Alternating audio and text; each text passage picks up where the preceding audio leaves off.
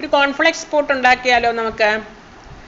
അതിനായിട്ട് ഞാൻ ഒരു കുഴിവുള്ള നോൺ സ്റ്റിക്കിൻ്റെ ഒരു പാത്രം അടുപ്പയിലേക്ക് വെച്ചിട്ടുണ്ട്.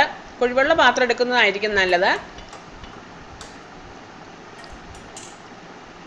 പാത്രം ഒന്ന് ചട്ടി ഒന്ന് ചൂടായി കഴിയുമ്പോൾ നമുക്കതിലേക്ക് കോൺഫ്ലെക്സ് ഇട്ട് കൊടുക്കാം. നമ്മുടെ ആവശ്യത്തിന് കോൺഫ്ലെക്സ് ഇട്ട് കൊടുക്കാം. ഞാനൊരു 1/4 കിലോളം ഉണ്ട് കോൺഫ്ലെക്സ് ഇട്ട് കൊടുത്തു. എന്നിട്ട് നമുക്കതൊന്ന് റോസ്റ്റ് ചെയ്തെടുക്കാം.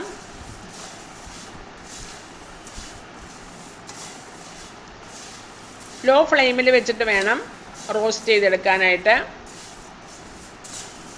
ഒത്തിരി അങ്ങ് ഗോൾഡൻ കളറൊന്നും ആകണ്ട,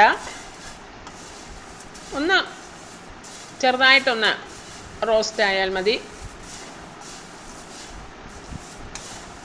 ഒരു ഹെൽത്തി ആയിട്ടുള്ള ബ്രേക്ക്ഫാസ്റ്റാണ്.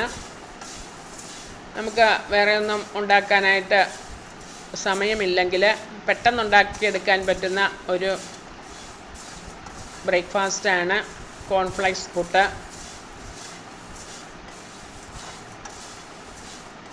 കോൺഫ്ലെക്സ് നമ്മൾ പാലിലൊക്കെ ഒഴിച്ച് കുടിക്കും. പാല് തിളപ്പിച്ച് കോൺഫ്ലെക്സ് ഇതുപോലെ ഒന്ന് പതുക്കെ റോസ്റ്റ് ചെയ്ത് എടുത്തിട്ട് പാത്രത്തിലേക്ക് ഇട്ടിട്ട് അതിലേക്ക് തിളപ്പിച്ച പാല് ഒഴിച്ച് മധുരവും ഇട്ട് അതുപോലെ ഡ്രൈ ഫ്രൂട്ട്സൊക്കെ ഇട്ട് ഒരു 1/4 ടീസ്പൂൺ ബൂസ്റ്റൊക്കെ ഇട്ട് എല്ലാം കൂടി മിക്സ് ചെയ്ത് അങ്ങനെയും കഴിക്കാം. അപ്പോൾ അതിൽ വെറൈറ്റി ആയിട്ട് ഞാനൊന്ന് പുട്ടുണ്ടാക്കി നോക്കിയാൽ എങ്ങനെ ഇരിക്കും എന്നൊന്ന് നോക്കിയതാണ്. നമുക്ക് വേണമെങ്കിൽ ഇതുകൊണ്ട് ദോശ ഉണ്ടാക്കാം.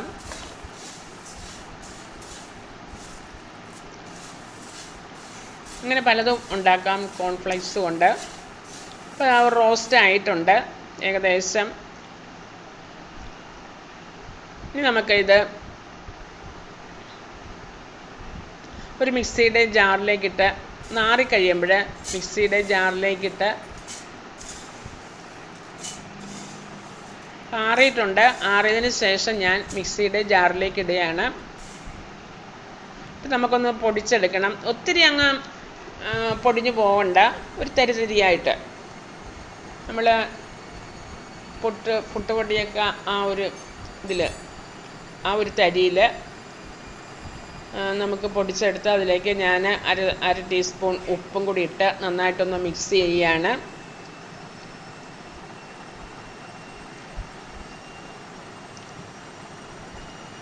അതിനുശേഷം ഞാൻ അതിലേക്ക് ഒരു പിടി തേങ്ങ ചുരണ്ടിയതും കൂടി ഇട്ട് കൊടുത്തു.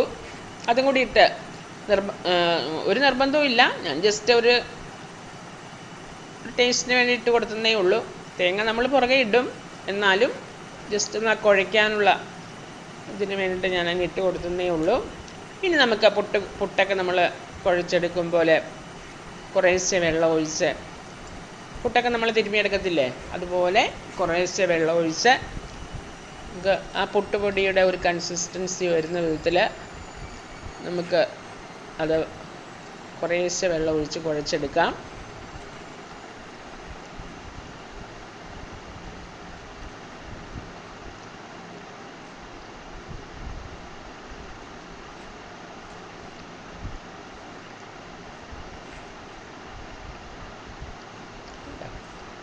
നമ്മൾ പുട്ടുപൊടിയൊക്കെ കുഴയ്ക്കുമ്പോൾ, അതുപോലെ പുട്ടിനായിട്ട് കുഴയ്ക്കുമ്പോൾ നമ്മൾ കുഴച്ച് കഴിഞ്ഞിട്ട് നമ്മൾ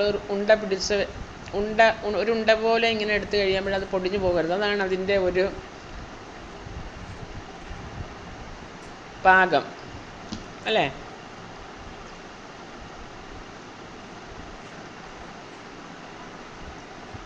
കുറേശ്ശെ വെള്ളം കുടഞ്ഞു ഒഴിച്ച് നമുക്ക് കണ്ടോ, ഇതാണ് അതിൻ്റെ ഒരു പാകം. ഇപ്പം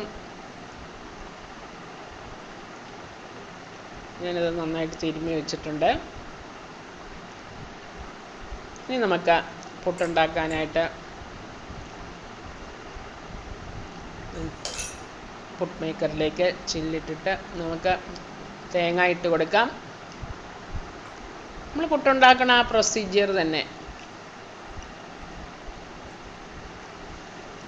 ഇതിങ്ങനെ കോൺഫ്ലെക്സിൻ്റെ പുട്ടുപൊടി ആയത് കാരണം നമ്മൾക്ക് ശരിക്കും ഇതിലൊക്കെ നമ്മൾ അരിപ്പൊടി കൊണ്ട് പുട്ടുണ്ടാക്കും പോലെ നമുക്കങ്ങനെ മുഴുവൻ അങ്ങനെ പൊടിയാതെ കിട്ടത്തില്ല, കുറച്ചൊക്കെ പൊടിഞ്ഞു പോകും. കുറച്ച് അരിപ്പൊടിയും കൂടി ചേർത്തിട്ടുണ്ടെങ്കിൽ നമുക്ക് നല്ല സ്റ്റേണായിട്ട് പുട്ടിൻ്റെ ആ രൂപത്തിൽ കിട്ടും. ഇത് നമുക്ക് എന്തായാലും നമുക്ക് ആവി കയറ്റി എടുത്താൽ മതി.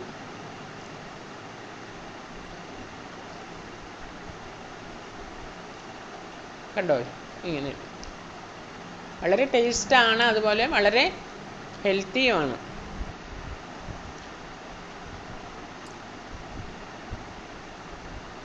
ഇപ്പം നമ്മളുടെ പുട്ടിന് ആവി വന്നിട്ടുണ്ട്, ഉണ്ടോ ആവി വരുന്നത്? അപ്പം അത് വെന്തിട്ടുണ്ട്. ഇത്രയേ ഉള്ളൂ, തീർന്നു. ഇനി ഞാനത് ഇതെല്ലാം കൂടി കൂട്ടി വെച്ച് അതിൻ്റെ മുകളിൽ കുറച്ച് തേങ്ങയും കൂടിയൊക്കെ ഒരു ഷോയ്ക്ക് വേണ്ടിയിട്ട് ഇട്ടതാണ്. കണ്ടോ, ഇങ്ങനെ നമ്മളുടെ കോൺഫ്ലെക്സ് പുട്ട് ഇവിടെ റെഡിയായി. ഞാനൊരു കറിയും കൂടി വെച്ചിട്ടുണ്ട്. ആ കറി എന്താണെന്ന് നിങ്ങൾക്ക് പറയാമോ? ഈ കറി എന്താണെന്ന് നമുക്ക് ഏത് കറിയും കൂട്ടി കഴിക്കാം. Okay, bye bye, thank you.